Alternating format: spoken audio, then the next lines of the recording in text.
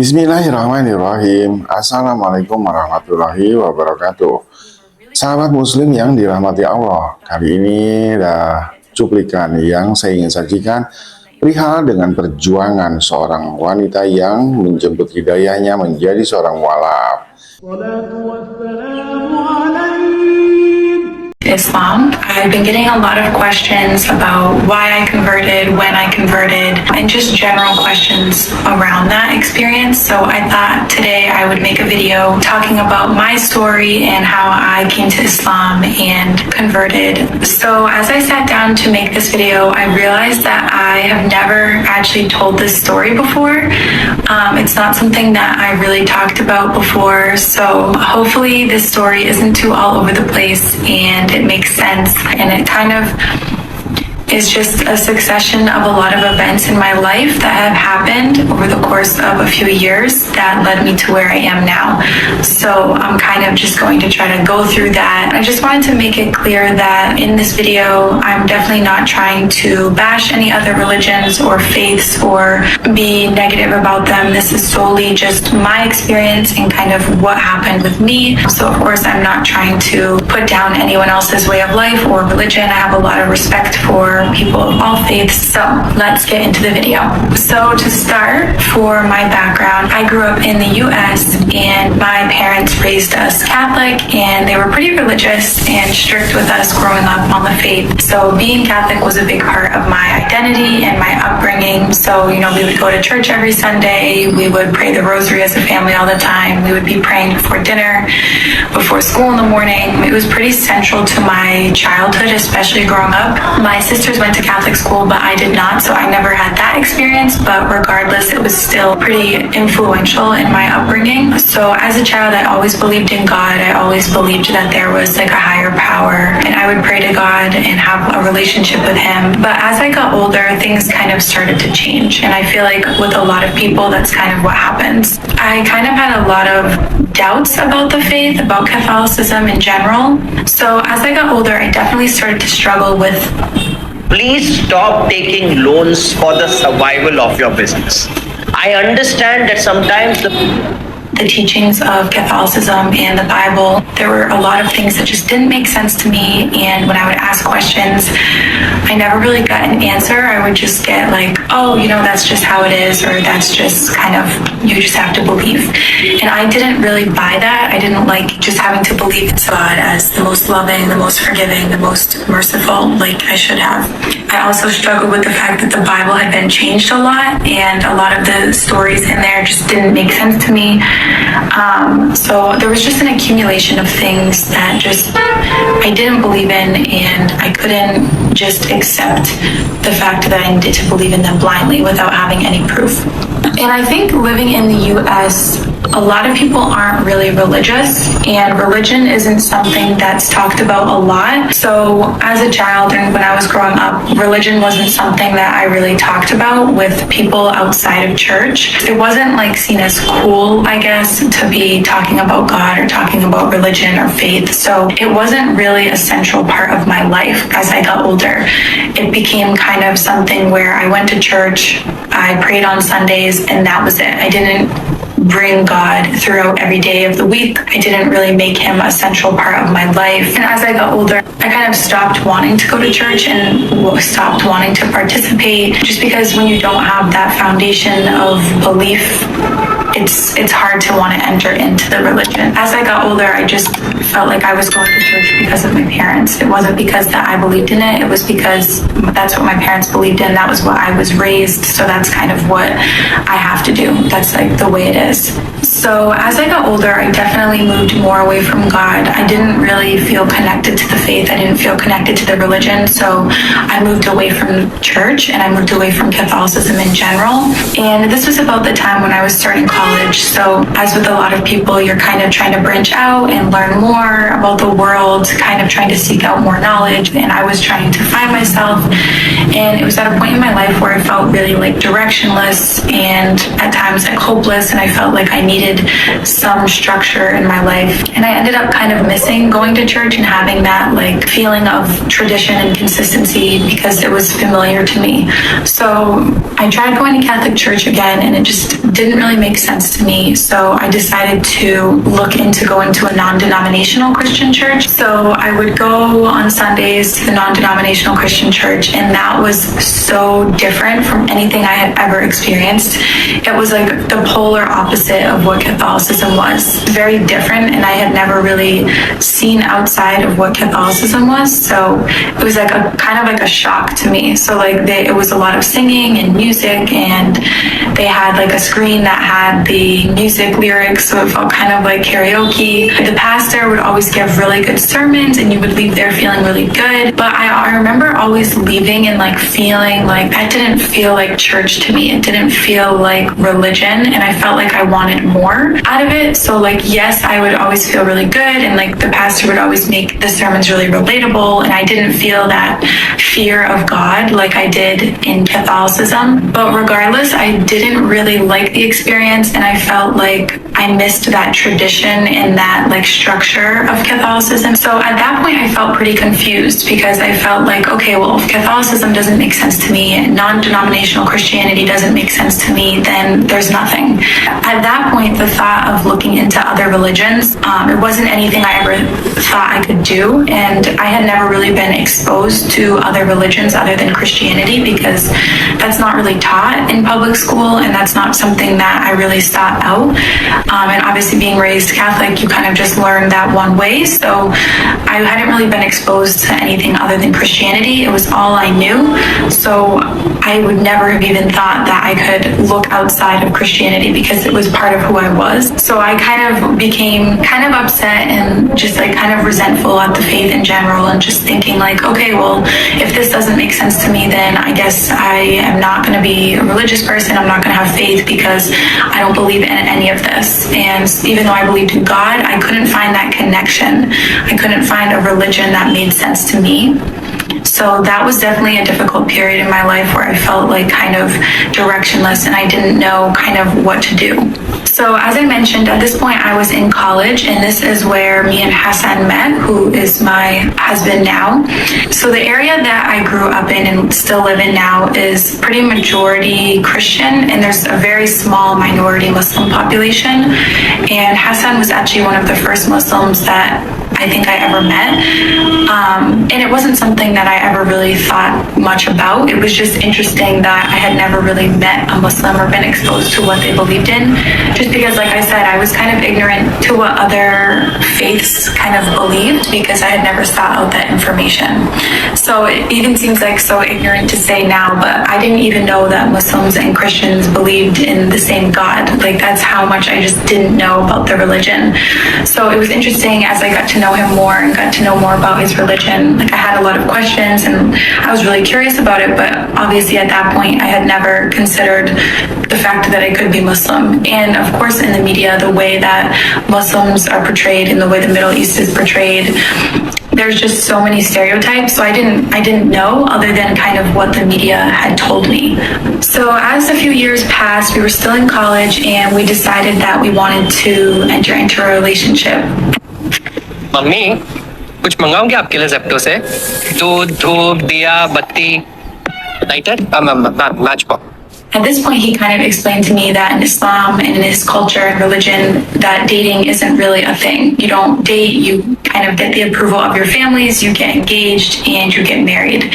So this was kind of scary for me because we were really young, and I had never thought that I would get married at such a young age. To start dating someone that you hardly know, let alone becoming engaged to someone you don't know, is a huge step. So I was like pretty scared at first, and I was like, well, I don't know if that's even something that I can do. Like, it just felt like a big step for me. So I was kind of initially nervous about that. And before that, we had a lot of conversations about God and religion, and I had a lot of questions about Islam, and I had asked him a lot, but he couldn't always answer the questions, at least to the extent that I wanted them answered. But at that point, becoming Muslim, again, wasn't a thought, because I knew that in Islamic tradition, Muslim men are able to marry Christian and Jewish women since they're part of the same Abrahamic tradition. So I never saw myself converting, because I knew that it was permissible for us to be together if we wanted to be and if our families approved. So at that point, again, being Christian and Catholic was part of my upbringing and identity, even if I didn't resonate journey with the faith. It was still part of who I was, and I didn't want to change that about myself, especially just to get married. So as time passed, we made the intention to get married after we graduated from college. In the summer after my junior year of college, I actually took a trip to the Middle East in Jordan, and that trip was really influential for me in my life and also in my conversion to Islam.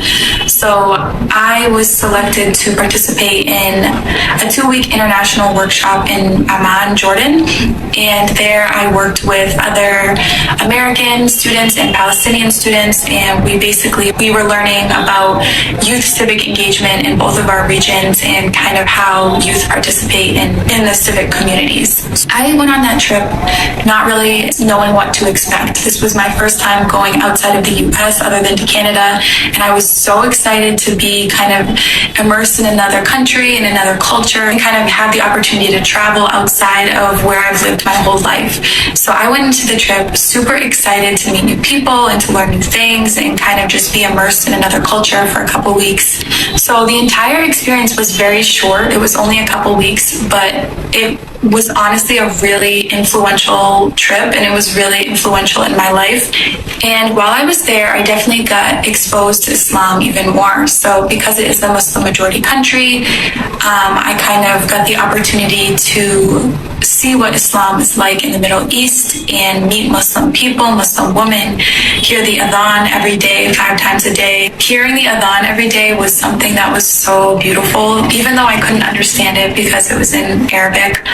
It was just so interesting, and you would just get this like sense of serenity come over you when you hear it, and people literally just stop in the street and start praying when they hear it. So it just felt really interesting to go there because, as I mentioned before, growing up in the US, people really aren't religious here, at least outwardly. But going to a Middle Eastern Muslim majority country, it was really interesting to see how people there value religion so much more and are very outward with the expression of their faith. And there's no like fear, there's no embarrassment about that. It's okay to be religious there, whereas in the US, it's kind of looked down upon to be religious, at least outwardly. So while we were there, some of the Muslims wanted to go to Jummah, or Friday prayer, one of the days, and some of the American students wanted to kind of go to see what it was like. So we went to the mosque, and it was my first time ever going to a mosque or even really seeing one. In the US, at least where I live, like I said, there's a very small Muslim population, so we don't have any like traditional style mosques. They're just kind of like in a strip mall or in like the basement of a church. So there's not really like the beautiful traditional architecture mosques that are all over the Middle East. So it was so nice to just be able to go to a mosque like that and just see the beauty of it. And I really didn't know what to expect going in there for the Friday prayer. Even though I couldn't understand anything and it was in Arabic, it was still a really cool and surreal experience for me because it was unlike anything that I had ever done. We actually ended up praying with them too for the salat or the prayer after the khutbah. And so I just remember like being next to them and trying to copy what they were doing and trying to make sure that I do all the movements correctly. And again, even though I didn't know what any of the recitations meant, it was just beautiful. It felt like such a surreal experience for me, and especially being in sujood or prostration, that was kind of when I just felt a feeling of like peace and serenity come over me, and I realized like, oh my gosh, like I felt so connected to God in that moment, more than I had ever felt before. And especially at a time in my life where I felt like I didn't belong to any religion or any faith, I felt, you know, if you practice speaking in English for 20-25 minutes every day, you can really like a feeling of peace wash over me. I felt like I was doing the right thing. And just the physicality of the prayer was really beautiful to me, and how in Islam in general, you really physically prostrate towards God when you pray. It's unlike anything I had been used to, because as a Christian or a Catholic, I was just kind of used to praying, you know, sitting down or at the dinner table. It didn't really have any physicality to it. So after I got back from Jordan, I got a copy of the QUR'AN and I wanted to read it. But at this point, I was still kind of in denial, even though I had that experience in the mosque and I was able to learn more about the faith directly from people in that country. I was still kind of hesitant, and I was like, no, there's no way I can convert to Islam. Like, I read the Quran almost trying to like prove to myself that I couldn't be Muslim and that this wasn't a faith that I wanted to adhere to. So I read it kind of trying to find something that I didn't agree with or that I didn't believe in. But as I read it, I realized like I had a hard time finding something that I didn't like or that I didn't believe in, which was definitely interesting to me because I really didn't think that I could be Muslim at this point, and it just wasn't even a thought. So I would just read the Quran, try to learn more, and just try to see like the core of the beliefs and from the direct source, because all I had learned before was just kind of word of mouth and conversations I had with Hassan or with the Muslims in Jordan. So I hadn't really taken the time to sit down with the Quran and read the word of God directly. So that was definitely an interesting experience for me. At the same time, I would be trying to like learn as much as I could online and watch all these like interfaith discussions. And I kept finding like 9 times out of 10, watching those interfaith discussions, I would agree more with the Muslim imam or scholar, more so than I would with like the priest or pastor who was representing Christianity. During this whole process of trying to learn more, I didn't really tell anybody other than Hassan, because religion isn't really something that I talked about with the people in my life. Even my family, like they had known that I had moved away from Christianity, and I wasn't like a religious person, you know what I mean? So it wasn't something that I usually talked about with my family or friends. And Hassan really tried not to interfere with the process of me learning, which I do appreciate, because I feel like he wanted me to learn for myself without kind of him putting his own perspective or cultural tradition or understanding on it. So I kind of got to learn on my own, which was kind of overwhelming at first because there's so much information out there and it's hard to know what is true.